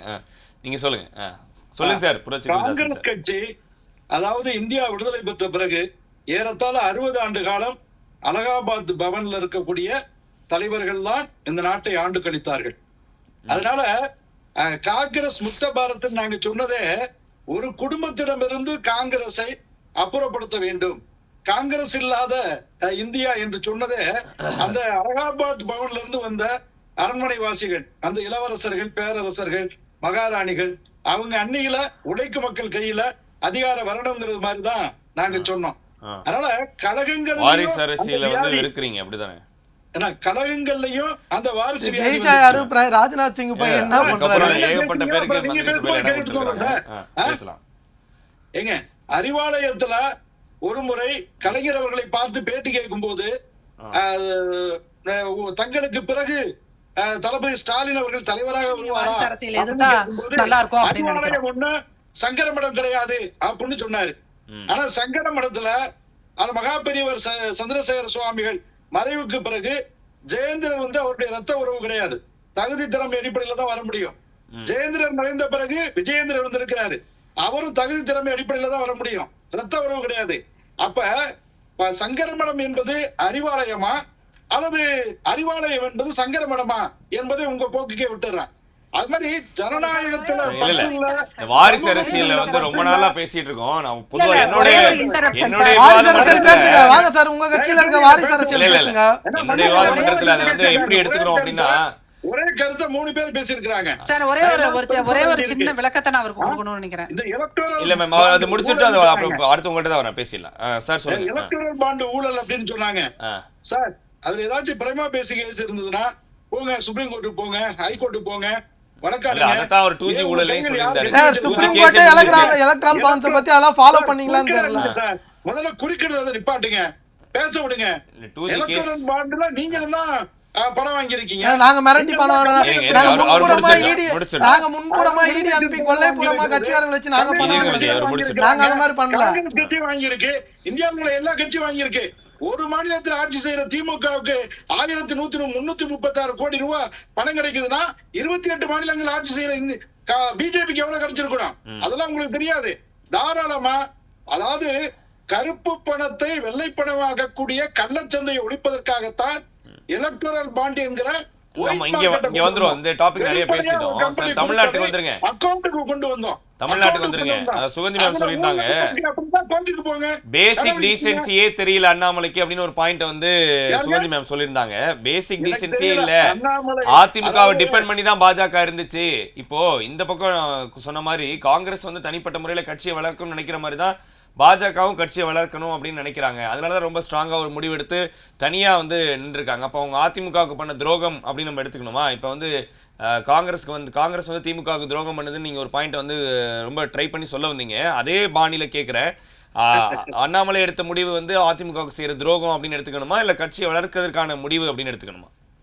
அது வந்துட்டுங்க அதிமுகவுக்கு யார் துரோகம் செஞ்சா அப்படிங்கிறது, யாரு அதிமுகவுக்கு சாதகம் செய்தார்கள், யார் அதிமுகவுக்கு பாதகம் செய்தார்கள் என்பது அதிமுக தொண்டர்களுக்கு தெரியும். மோடி எங்கள் டேடி என்று சொன்ன மந்திரிகள் இருக்கிறார்கள், மேலே மோடி கீழே எடப்பாடி என்று கோஷம் வைத்தவர்களா இருக்கிறாங்க. அதனால இலையும் தாமரையும் இயற்கையான கூட்டணி என்று சொன்னவர்கள்லாம் இருக்கிறாங்க. அதனால நீங்க அதிமுக கண்டு திமுக காரங்க குரல் கொடுக்கிறது, காங்கிரஸ்காரங்க குரல் கொடுக்கிறது எனக்கு ரொம்ப வித்தியாசமா இருக்கு. அதாவது பத்திரிகையாளர் குரல் கொடுக்கல, அவங்க கட்சியின் குரலாக குரல் கொடுப்பதெல்லாம் ரொம்ப வேடிக்கையாக இருக்கிறது. இங்க பாருங்க, அதாவது இந்து புத்தகத்துல இந்து பேப்பர்ல நடுப்பக்கத்துல ஒரு கட்டுரை வந்ததுனால அது பகவத்கீதையோ பைபிளோ குரானோ அல்ல. நாங்க அதனால நீங்க நடுப்பக்க கட்டுரையை வந்துட்டு ஒப்பிக்கிற வேலையெல்லாம் விட்டுருங்க. நாங்க சமூக நீதி ஜனநாயகத்துல எந்த அளவுக்கு நம்பிக்கை இருக்கிறோம் அப்படிங்கிறதுக்காண்டி அறிவு சுரங்கம் அண்ணல் அம்பேத்கர் பிறந்த இடம், வளர்ந்த இடம், இருந்த இடம், இறந்த இடம், இந்த 4 இடமும் காங்கிரஸ் கட்சிக்கு தெரியலையா? இத்தனை ஆண்டு காலம் சுதந்திரம் கொண்டாடி நம்ம என்ன ஆனிச்சு? ஆனா இந்த 4ஐயும் கையகப்படுத்தி பல ஆயிரம் கோடி ரூபாய் செலவுல அகில உலக காட்சி பொருளாக உலகத்திற்கு அர்ப்பணித்த ஆட்சி இந்த ஆட்சி. அது மாத்திரம் இல்லைங்க, இன்னைக்கு சந்திராயனுடைய தென் துருவத்துல, அதாவது சந்திர மண்டலத்தில் கண்டறிவோம் என்று பாரதி சொன்னால, அந்த சந்திர மண்டலத்தில் ஆயுதங்களை உற்பத்தி செய்ய திறனிட்ட இந்தியா இன்றைக்கு ஆண்டுக்கு 10 விழுக்காடு. எலெக்ஷன் அப்போ உள்ள டிபேட்ல ஒரு பாயிண்ட் வந்துச்சு, இன்னும் மோடியோட திட்டங்கள் வந்து தமிழ்நாட்டுல கொண்டு போய் சேரல, அதை வந்து தமிழ்நாட்டுல இருக்கக்கூடிய தலைவர்கள் வந்து முறையா எடுத்துட்டு போய் சேர்க்கலையோ அப்படின்னு சில விமர்சகர்கள் வந்து சேர்த்திருந்தாங்க. அந்த கோபம் தமிழிசைக்கு இருக்கோ? இல்ல, திரும்புகிற திசை எல்லாம் மோடியின் திட்டங்கள் இருக்கிறது. நீங்க ரேஷன் தமிழ்நாட்டுல வந்து அதை வந்து அறுவடை செய்ய முடியல. அன்ன யோஜனா இருக்கு. மருந்து கடைக்கு போனீங்கன்னா ஜன் ஔஷதி, அதாவது 10 விழுக்காடு பிரைஸ்ல கிடைக்குதுங்க. 1 ரூபாய் மருந்து 10 பைசாவுக்கு கிடைக்குது ஜன் ஔஷதி. இதுக்கு முன்னாடி எல்லாம் அது இல்ல. அதே மாதிரி விவசாயிகளுக்கு காப்பீடு, மண்வள அட்டைகள், பென்ஷன் திட்டம், முத்ரா கடன், ஸ்டார்ட் அப் இந்தியா, எல்லாருக்கும் போய் சேரல. அதை செய்யாம கட்சிகள் வந்து சொதப்புறாங்க. பாஜக சொதப்பிருக்கு, இங்க இருக்க பாஜக சொதப்புதுன்னு சொல்றாங்க. அத மாதிரி நூற்றுக்கணக்கான நலத்திட்டங்களால் இந்த நாடு வளமாக, செழிப்பாக, உலகத்தின் குருவாக உயர்ந்து வருகிறது. இது ஏற்க முடியல. ஜாதி மத பிரச்சனைகள் நீங்க சொல்றீங்க. ஏன் காங்கிரஸ் தமிழ்நாட்டிலே பேசுவோம் சார். கீழபெண்மணி இங்க வாங்க சார், தமிழ்நாட்டுல சொல்லுங்க. தமிழ்நாட்டுல கட்டமைப்பு சரியா இருக்கா? பாஜக இன்னும் கட்டமைப்பு ஏற்படுத்திக்கணும் அப்படின்ற இடத்துல இருக்கா? அதனாலதான் வந்து தமிழிசைக்கு ஒரு பார்வை இருக்கு, அண்ணாமலைக்கு ஒரு பார்வை இருக்கு, மற்ற தலைவர்களுக்கு வெவ்வேறு பார்வைகள் இருக்கு அப்படின்னு எடுத்துக்கணுமா? இல்லங்க, எங்களை பொறுத்தவரை சிஸ்டம் பேஸ்டு பார்ட்டிங்க, அமைப்பு சார்ந்த இயக்கம். அமைப்புல என்ன முடிவெடுக்குதோ அந்த அமைப்பின் முடிவை வெளிப்படுத்துகிறதுக்கான செயல்பாட்டுல தான் பிரச்சனை அப்படின்றதுதான் பாயிண்ட். அதை கொண்டு போய் சேர்க்க முடியல. அதாவது எங்க கட்சியில இருக்கக்கூடிய ஜனநாயகம் எந்த கட்சியிலும் கிடையாது. மாற்று கருத்துகள் மதிக்கப்படும், விவாதிக்கப்படும். அமைப்பு ஒரு முடிவு எடுத்துட்டா அந்த முடிவை அனைவரும் ஏற்றுக்கொள்ளணும். அப்படிதான். அதனாலதான் ஒரு ட்ரைபல், அதாவது ஒரு பட்டியலினத்தை சேர்ந்த ராம்நாத் ஜனநாயகத்தை பத்தி பேசுறீங்க. உங்க கூட்டணியில இருக்கிற ஏக்நாத் ஷிண்டே என்ன சொல்லிருக்காருன்னு பாருங்க. உங்களாலதான் எங்களுக்கு ஓட்டே வராம போச்சு, உங்களாலதான் நாங்க தோத்தோன்னு ஏக்நாத் ஷிண்டே சொல்லிருக்காரு. பிரதமரோட 400 பேஜ் நீங்க அரசியல் அமைப்பு சட்டத்தை மாத்துறீங்க, 400 பேஜ்ல அரசியல் அமைப்பு சட்டத்தை மாத்துறீங்கன்னா முன்னைக்கு 5 பெண்களுக்கு மத்திய மந்திரி பதவி கொடுத்திருக்கிறோம். உயர்ஜாதி இந்துக்கள் என்ன சார் வர சுகந்தி மேம் பண்றாங்க. உங்க பாலிசிஸ்னால அன்எம்ப்ளாய்மென்ட்ல அவங்களும் அதிகமா பாதிக்கப்பட்டிருக்காங்க. அதையும் பேசல. பொதுப்பட்டியல்ல இருக்கவங்க அன்எம்ப்ளாய்மென்ட் வேலையின்மைனால எவ்வளவு பாதிக்கப்பட்டாங்க அதையும் பேச மாட்டேங்கிறீங்க. நாட்டு பிரச்சனையே பேச மாட்டேங்கிறீங்க. உங்களுக்கு சம்பந்தமே இல்லாம ஜனநாயகத்தை பத்தி பேசுறீங்க. எங்க ஜனநாயகம் இருக்கு? எதுக்கு சார் உங்க எத்தனை உங்க கட்சியை சார்ந்தவங்க எத்தனை பேர் பேசிருக்காங்க? கான்ஸ்டிடியூஷனை பத்தி எத்தனை பேர் பேசிருக்காங்க? சுகந்தி கேட்டுறேன். சுகந்தி மேம் தமிழ்நாட்டினுடைய இந்த நிலையில அதிமுகவுடைய பாஜக வந்து அந்த அவங்க வந்து எங்களோட கட்சி நாங்க வந்து சரியா தான் எடுத்துட்டு போயிட்டு இருக்கிறோம், ஒரு சிஸ்டம் பேஸ்டு பாலிடிக்ஸ் வந்து பிஜேபி பண்ணிட்டு இருக்கு அப்படின்றத ஸ்ட்ராங்கா சொல்றாரு. அதிமுக வந்து இன்னும் தன்னை வந்து நிலைப்படுத்திக்கணுமோ, இன்னும் ஸ்ட்ராங்கா ஆக வேண்டிய சூழல்ல இருக்கோ, மறுபடியும் இந்த மீண்டும் எல்லாரும் இணையக்கூடிய நிலை அப்படின்றது கண்டிப்பா தேவை. அந்த இடத்துல எப்படி இருக்கு? இல்ல, ஃபர்ஸ்ட் வந்து அதிமுகவையும் பாஜகவையும் ஒரே தட்டில் வைக்கிற அந்த பார்வையே மிக தவறு. ஏன்னா அதிமுக அப்படிங்கிறது தமிழ்நாட்டை 30 ஆண்டுகளுக்கும் மேலாக ஆண்ட ஒரு பெரிய கட்சி. மிகச்சிறந்த இந்த தமிழ்நாடோட டெவலப்மெண்ட்ல வந்து அதிமுகவோட பங்கு அப்படிங்கிறது பெரிய அளவுல இருக்குது. அந்த கட்சியையும், அதிமுகங்கிற ஒரு பெரிய கட்சியையும், தமிழகத்தின் முதல் அல்லது 2வது கட்சி, நீங்க திமுகவே அதிமுக விட்டா இது ரெண்டுலயுமே இங்க பெரிய கட்சி வேற இது இல்ல. அப்படிங்கும் போது அந்த ஒரு பெரிய கட்சியை நீங்க வந்து இன்னைக்கு வந்து 11% எல்லாம் ஊடகங்கள் எழுதிட்டு இருக்கீங்க.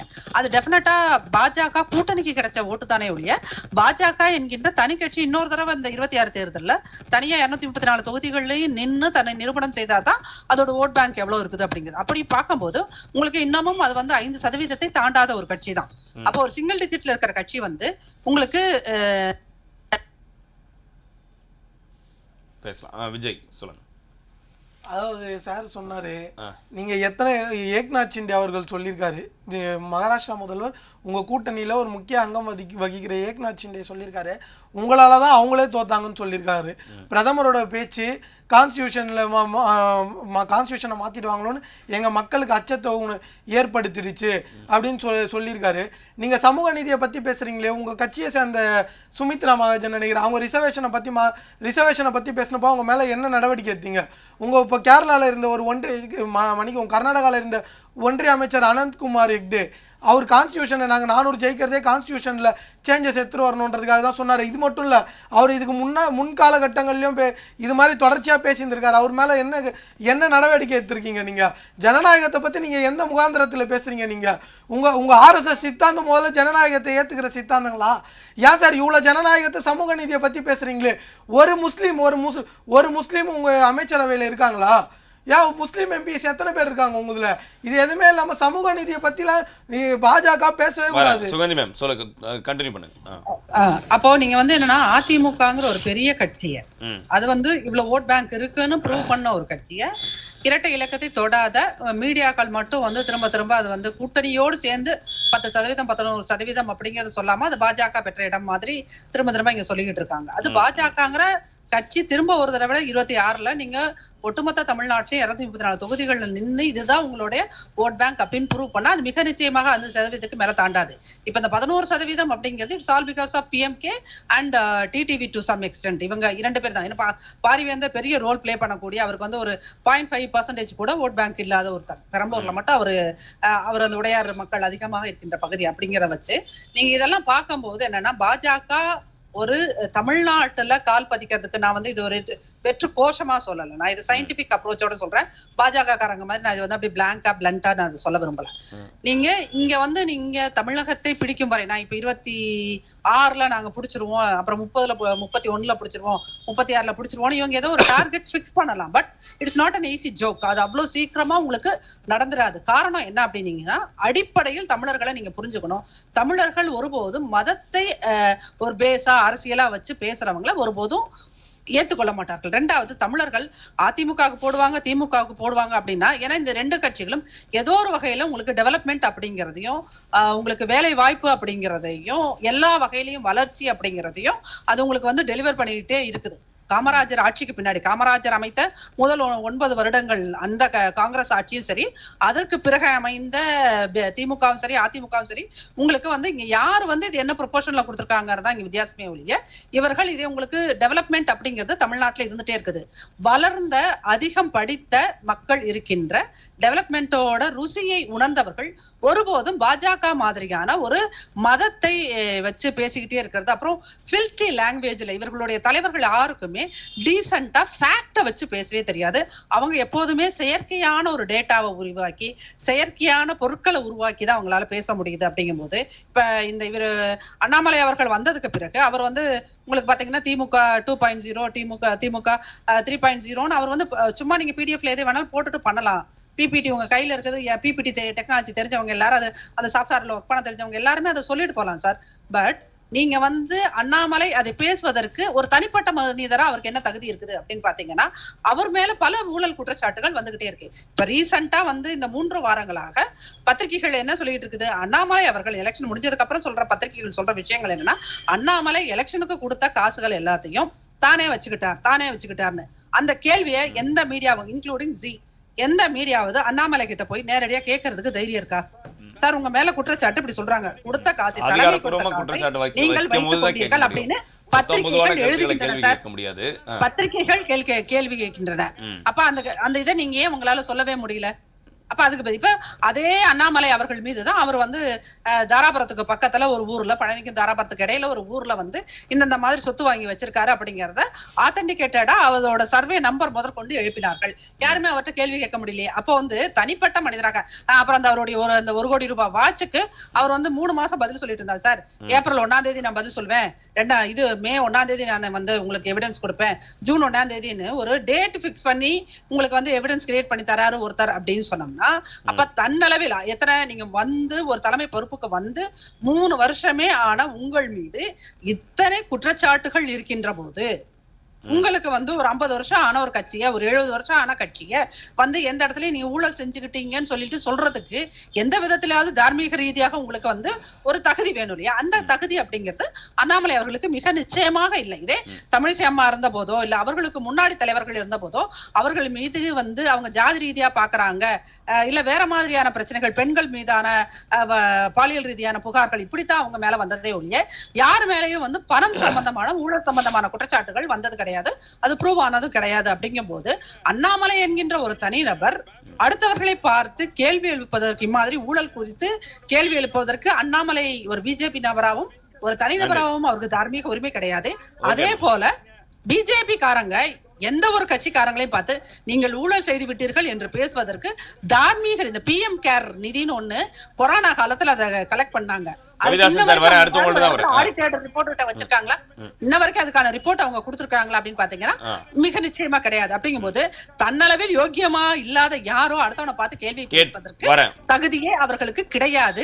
அதனால திருப்பி திருப்பி வந்து நீங்க பாஜகவும் பிஜேபியும் சேர்றது அப்படிங்கறத ஒரு பாஜகவும் அதிமுக ஒரு நாளும் அதன் தலைவர் திரும்ப திரும்ப சொல்லிட்டாரு, EPS அவர்கள் திரும்ப திரும்ப சொல்லிட்டாரு, தேசிய கட்சிகளோட கூட்டணியிலே மிக குறிப்பாக பாஜகவோட கூட்டணி இல்லை அப்படின்னு சொன்னதுனால தமிழிசை அம்மா அவங்களுடைய ஆதங்கத்தை அவர் சொல்லி இருக்கலாம். அப்படியாகத்தான் இதை நம்ம எடுத்துக்கொள்ள வேண்டும். சரி, கவிதாசன் சார் உங்களுடைய இறுதி கருத்து. இல்ல, அண்ணாமலைஜியை பற்றி சகோதரி வந்துட்டு நிறைய குற்றச்சாட்டு பட்டியல் வாசிச்சாங்க.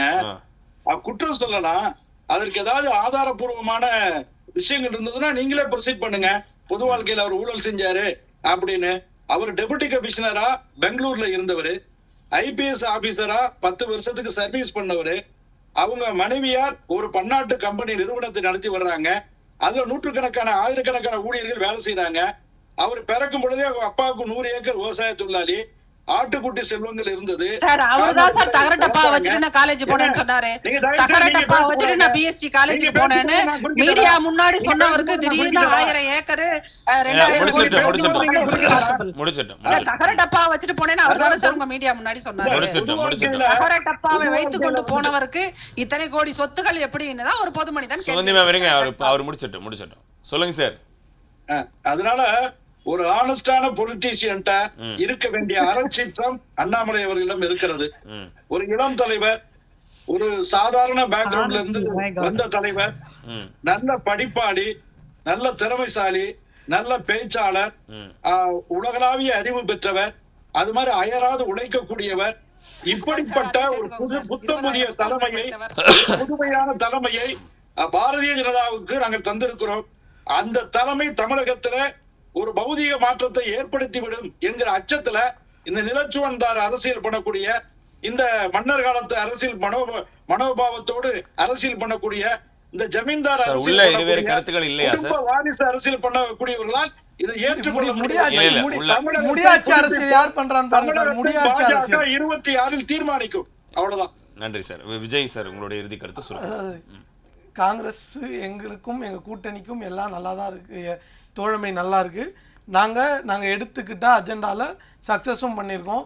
உங்களுக்கு நாங்கள் வெற்றி கண்டிருக்கோம். அதாவது நாங்கள் கவர்மெண்ட் அதிகாரம் கை மாறலனாலும் அதிகார போக்க மாற்றுறதுக்கான கருவியாக நாங்கள் இருந்திருக்கிறோம். எங்கள் தோழமையும் நல்லா தான் இருக்குது. அவர் என்னென்னவோ அரசை பற்றி பேசுகிறாரு. வந்து ஏன் அந்த மாதிரி ஒரு பாயிண்ட் சொல்லணும்னு உங்களோட பாயிண்ட் ஆஃப் வியூ, நீங்கள் ஸ்பாட்டில் இருந்திருக்கீங்க, தலைவர் கட்சி வளரணும், எல்லா தலைவர்களும் அவங்க கட்சி வளரணும்னு நினைக்கிறேன். கட்சி வளரணும்னு சொல்றது வந்து ஒரு குற்றமா நீங்க சொல்றது எப்படி? அவர் கட்சி வளரணும், அவருக்கு எல்லாம் பேலன்ஸ்டா தான் பேசியிருக்காரு. அவரு கட்சி வளரணும், நம்மளுக்குன்னு கொள்கை இருக்கு, நமக்குன்னு வரலாறு இருக்கு, நம்ம கட்சியை வளர்க்கணும். தோழமை அதே டைம்ல எங்க தலைவர் தோழமையும் விட்டு கொடுக்கல. நம்ம கூட்டணியும் நல்லா இருக்கு, நம்ம கூட்டணி தலைவர்களுக்கு அவங்களுக்கான அனைத்து முழு மதிப்பை கொடுக்குறாரு. அவங்களுக்கு அவங்க கூட ஒரு நட்பு பாராட்டுறாரு, சகோதரத்துவம் பாராட்டுறாரு. இதை நீங்கள் இந்த நல்லா இருக்க இந்த கூட்டு குடும்பத்துக்குள்ளே கல்லெறிகிற மாதிரி நான் எங்கள் கட்சி, எங்கள் தோழமைகள் எல்லாருமே, இந்தியா கூட்டணி எல்லாருமே, இப்போ காங்கிரஸ், திமுக, மற்ற இப்போ விசிகா, மதிமுகன்னு எல்லாருமே நல்ல ஒரு நட்பு இணக்கத்தோடு தான் இருக்கும். அது உங்கள் கண்ணுக்கு பொறுக்கலாம். அதனால நீங்கள் இல்லாத பொய் செய்திகளெல்லாம் சொல்கிறீங்க. உங்கள் கட்சியில் முடியாட்சி அரசியல் நடக்குது, முதல்ல அதுக்கு ஒரு முடிவு கொண்டு வாங்க. பெண்கள் பற்றிலாம் ஏதோ பேசினார். உங்கள் ஆர்எஸ்எஸோட மோகன் பாகவத் அவர் என்ன சொல்லியிருக்காரு, அவரு இவ்வளோ நாள் கழிச்சு தான் சொல்லியிருக்காரு. அவரும் மணிப்பூர் இத்தனை வருஷமாக எரிஞ்சிருக்கு, அட்லீஸ்ட் இன்னைக்காவது சொன்னார். நீங்கள் இன்னைக்காவது பிரதமர் வெளிநாடுகளுக்கு போகிற பிரதமர் மணிப்பூரை போய் பார்ப்பாரா, இல்லை உள்துறை அமைச்சர் போய் பார்ப்பாரா? பெண்களை பற்றிலாம் எந்த முகந்தராத் பேசுகிறீங்கன்னே தெரியல. அம்பேத்கரை பற்றி பேசினார். அம்பேத்கர் சொன்னதே the progress of society will be decided with the progress of woman. ஒரு உமன்ஸோட ப்ராக்ரஸை வச்சு தான் சொசைட்டியோட ப்ராக்ரஸ். அதை இன்னைக்கு நிலைநிறுத்திருக்கிறது நாங்கள் தான். மகாலட்சுமி ஸ்கீம் மூலயமா பெண்களுக்காக உரிமை தொகை கொடுப்போம்னு சொன்னது நாங்கள் தான். உங்கள் பிரதமர் அவர்கள் ஒரு தனியார் தொலைக்காட்சி ஒரு இன்டர்வியூ கொடுக்கும்போது டெல்லியில் பெண்கள் வந்து பஸ்ஸு ஃப்ரீயாக கொடுக்குறாங்க, அதனால் பெண்கள் வந்து மெட்ரோவில் போக மாட்டேங்கிறாங்க. அவர் அப்போவும் யார் மேலேயோ தான் கன்சர்ன்டாக அக்கறையாக இருக்கார். இந்த உமன் எம்பவர்மெண்ட் மேலே அக்கறையாக இல்லை. அதனால் நீங்கள் அம்பேத்கர் பேரையும் எடுக்கக்கூடாது, நீங்கள் பெண்களை பற்றியும் பேசுகிறதுக்கு உங்களுக்கான எந்த இதுவும் கிடையாது. நன்றி விஜய். விருந்தினர்கள் அனைவருக்கும் நன்றி. மீண்டும் மற்றொரு விவாத மன்றம் நிகழ்ச்சியில் சந்திப்போம். வணக்கம்.